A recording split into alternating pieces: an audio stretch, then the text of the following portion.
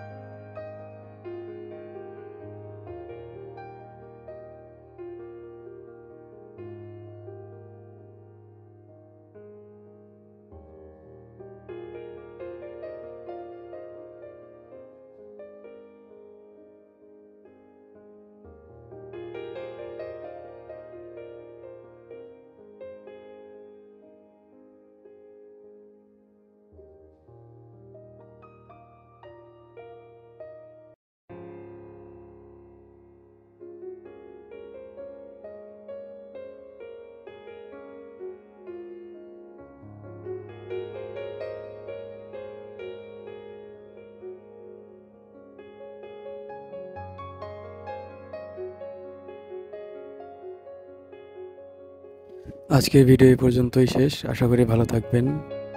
চ্যানেলটি সাবস্ক্রাইব করে পাশে থাকবেন। ধন্যবাদ।